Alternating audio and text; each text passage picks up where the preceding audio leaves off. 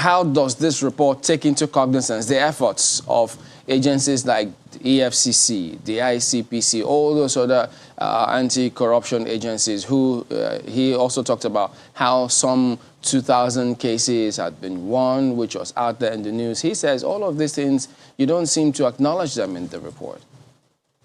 I think there's a deliberate or mischievous, response on some of this issue, because we have said it, time without numbers, that Transparency International is not measuring the performance of government anti-corruption or an evaluation of EFCC, ICPC, and other anti-corruption agencies. It is basically looking at how corruption undermines or affects public sector in Nigeria.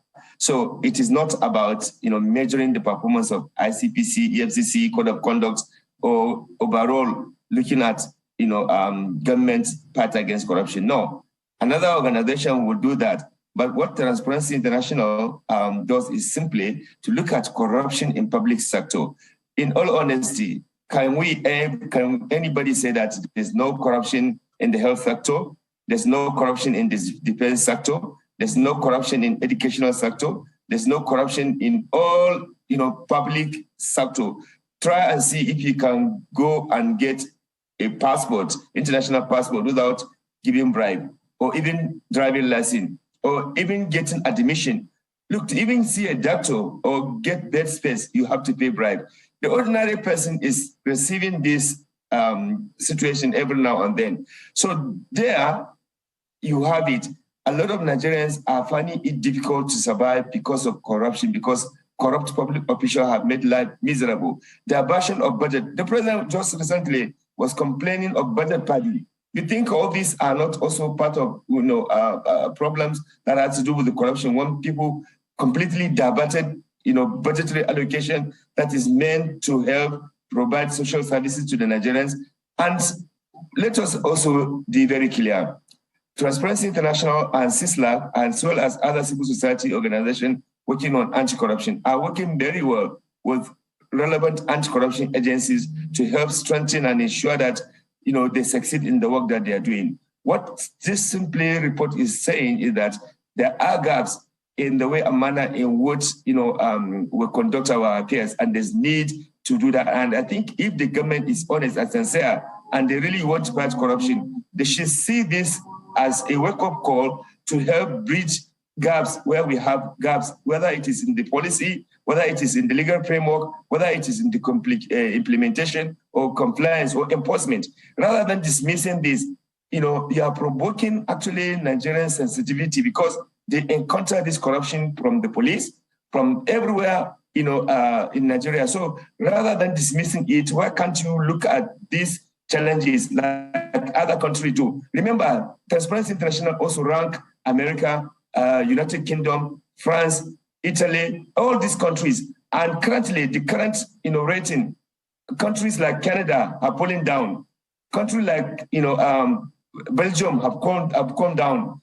Countries like Switzerland have also come down. None of these countries have come to attack or abuse Transparency International. What they do, they say, please, can we see how you can help us, support us to strengthen our system? But the case of Nigeria, because of those who benefit from corruption in Nigeria, they will always come and defend, corruption in Nigeria. Otherwise, this government that come to say they want to fight corruption, what they would do is to say, okay, let's see what can we do to help bridge the gap that we have. Just Mr. Rafsanjani, and Nigerians are seeing this corruption every day in their lives. And looking through that report, it chronicles some of those areas. But I recall that, in fact, the Minister of Information had said, let's work together to fix this. And there was some collaboration between TI, CISLAC, and the government regarding access to information. I think regarding, the import sector and the rest. But really, when you talk about the anti-graft agency, can you really separate them from this corruption perception index? Because, corruption perception essentially says how people view corruption, how they see it as endemic across sectors. And you have agencies like the EFCC, ICPC, and other law enforcement agencies that are meant to essentially provide deterrent, to corruption. So, and looking through that report as well, there was reference made to the, the Pandora Papers, the Panama Papers, how, according to, TI, action was not taken. And I imagine those actions should have been taken by the anti-graft agencies and those responsible. So in the light of that, can you really separate them from the Corruption Perception Index? Okay, just to put it on record, all the major three scandals that has happened, the Panama, the Pandora, the Paradise scandal, which involves public officials in Nigeria, none of these reports action has been taken on those who were involved. Secondly, every year, an average of $18 billion is going into money laundering and illicit financial flow. We have not seen efforts to block those money from going out of this country, and yet you are suffering from poverty, from an employment deficit in social sector. Thirdly, like I said, other organizations may be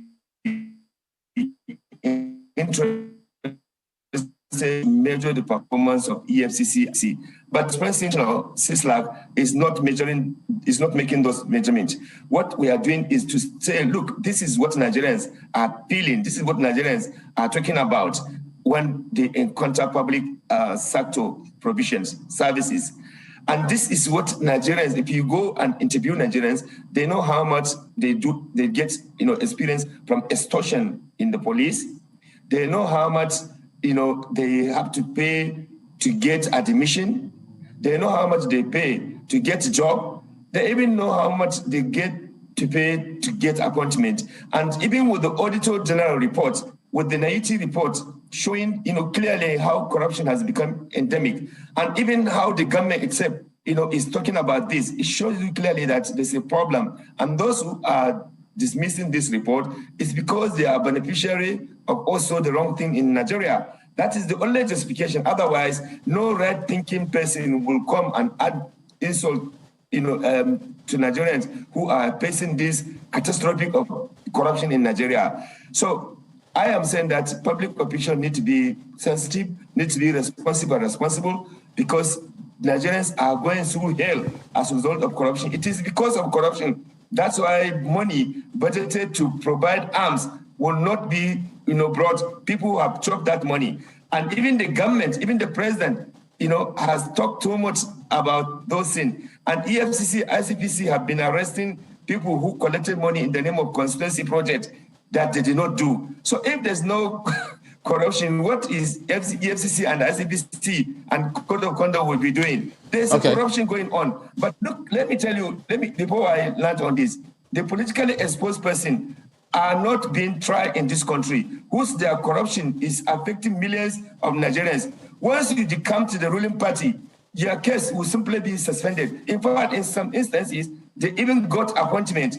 This is ridiculous. Political corruption is a serious threat to democracy and development and the survival of Nigerians.